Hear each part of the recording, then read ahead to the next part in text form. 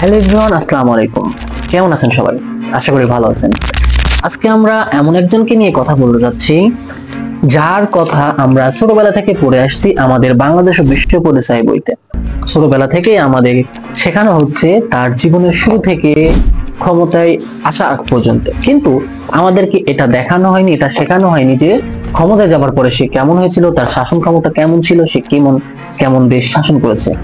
তো চলুন আমরা সেটা জানতে যাচ্ছি। ভিডিওটা অনেক চ্যালেঞ্জিং হতে যাচ্ছে। আমি জানি আজকের ভিডিও করার পরে আমাকে অনেকেই খারাপ কথা বলবেন, অনেকে আবার বাহবা দিতে পারেন, তবে আমি প্রমাণের বাইরে একটা কথা বলবো না। আর ভিডিওটি দেখলে অবশ্যই নিরপেক্ষভাবে যদি দেখতে পারেন তাহলেই দেখবেন, আর যদি কোনো পক্ষপাতিত্ব করেন তাহলে ভিডিওটি দেখার দরকার নেই, কারণ ভিডিওটি আপনার জন্য নয়। এই ভিডিওটি তাদের জন্য যারা নিরপেক্ষভাবে দেখতে পারেন এবং যাদের বিচার বুদ্ধি আছে। তো চলুন শুরু করা যাক। আজকে আমরা কথা বলবো বাংলাদেশের স্বাধীনতা মুক্তিযুদ্ধের মহানায়ক বঙ্গবন্ধু শেখ মুজিবুর রহমান।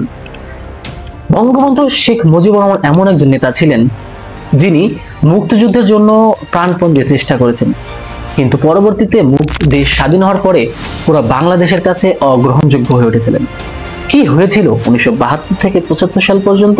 যেই বাঙালিরা শেখ মুজিবুর রহমানকে বঙ্গবন্ধু উপাধি দিয়েছিল, সেই বাঙালিরাই কেন শেখ মুজিবুর রহমানের মৃত্যুতে মিষ্টি বিতরণ করেছিলেন? যেই মেজর ডালিম বঙ্গবন্ধুর আহ্বানে মুক্তিযুদ্ধে অংশগ্রহণ করে, সেই মেজর ডালিমই কেন বঙ্গবন্ধুকে হত্যা করে রেডিওতে প্রচার করেছিলেন? কি হয়েছিল সেদিন? মেজর ডালিম বলছি, অদ্য সকাল হতে খন্দকার মুশতাক আহমদের বলিষ্ঠ নেতৃত্বে সামরিক বাহিনী ক্ষমতা দখল করিয়াছে। শেখ মুজিব ও তার খুনি দুর্নীতিবাজ সরকারকে উৎখাত করা হইয়াছে। এখন হতে সারা দেশে সামরিক আইন জারি করা হলো।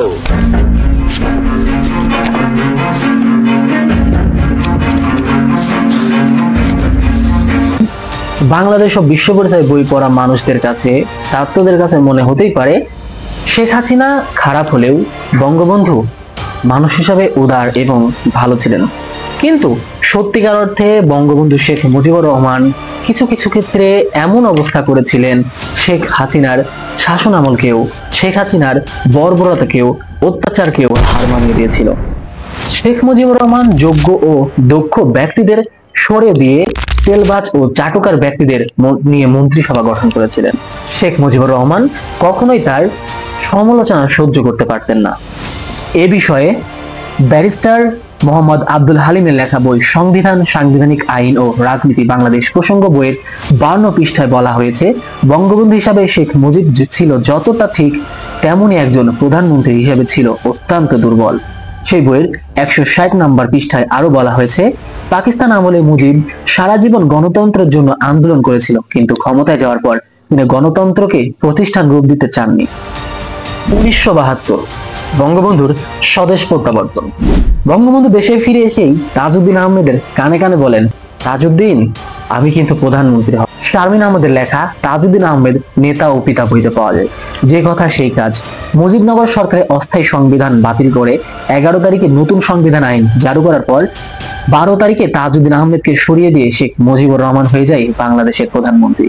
তারপর সৈয়দ নজরুল ইসলামের রাষ্ট্রপতি থেকে সরিয়ে শেখ মুজিব তার পছন্দের মানুষ বিচারপতি আবু সাইদ চৌধুরীকে, উপরে আবার মোহাম্মদুল্লাহকে বাংলাদেশের রাষ্ট্রপতি হিসেবে ঘোষণা দেয়। দুজন রাষ্ট্রপতির একজনকেও শেখ মুজিব বিন্দুমাত্র পাত্তা দিত না। সত্যি বলতে সবসময় শেখ মুজিবুর রহমান তার ক্যাবিনেট মন্ত্রীদের মধ্যে সম্পর্ক ছিল অনেকটা প্রভুত্বের মতো। সে সময় শেখ মুজিবুর রহমানের বিরুদ্ধে কেউ কথা বললে তার সংসদ পদ বাতিলের জন্য একটা ভয়ঙ্কর আইন পাশ করেন, যার নাম গণপরিষদ সংসদ পদ বাতিল 23/4/1972। সে সময় শেখ মুজিবুর রহমানের বিরুদ্ধে কেউ কথা বলে তার সংসদ পদ বাতিল করে দিতেন। মাত্র 3 মাসে 46 জন এমপিকে বরখাস্ত করেন শেখ মুজিবুর রহমান, কারণ তার বিরুদ্ধে তারা কথা বলেছিলেন তার প্রতিদ্বন্দ্বী বলে। 1972 সালে শেখ মুজিবুর রহমান জাতীয় রক্ষী বাহিনী আইন পাশ করে।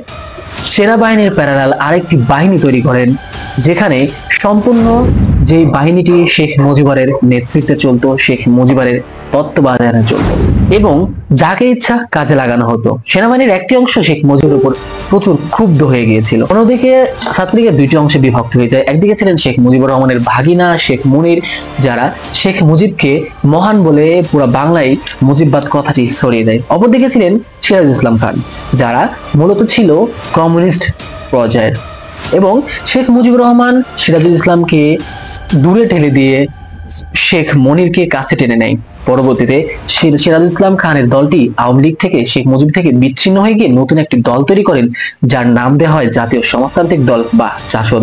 আওয়ামী লীগের বিরুদ্ধে স্বাধীনতার পর এটাই প্রথম দল যে জাসদ, যেটা আওয়ামী লীগের বিরুদ্ধে নির্বাচন করেছিল।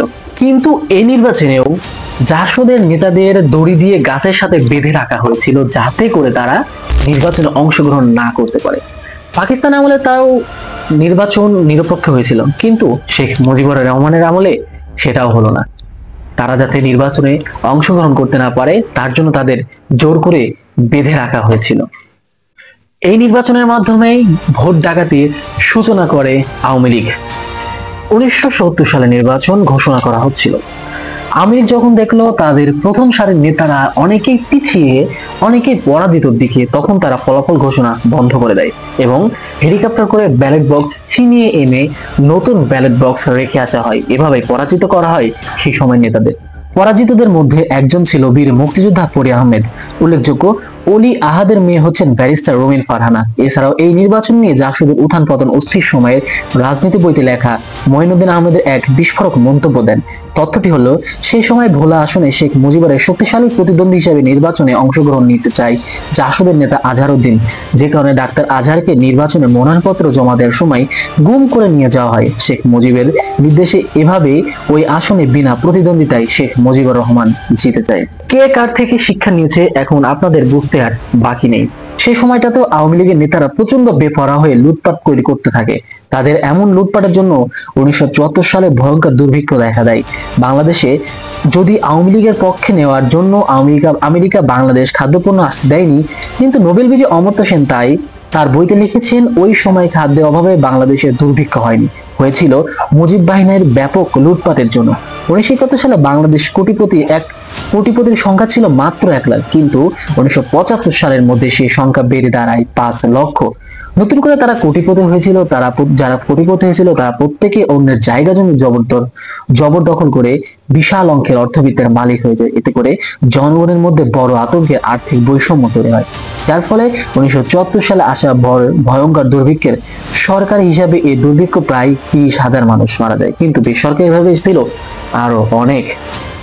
পিঁপড়ে ও সময়ের বিখ্যাত কবি রফিক আজাদকে ভাত দে হারামজাদা নাইলে মানচিত্র চিবিয়ে খাবো লেখার জন্য শেখ মুজিবুর রহমান জেলে ঢুকিয়ে দেয়।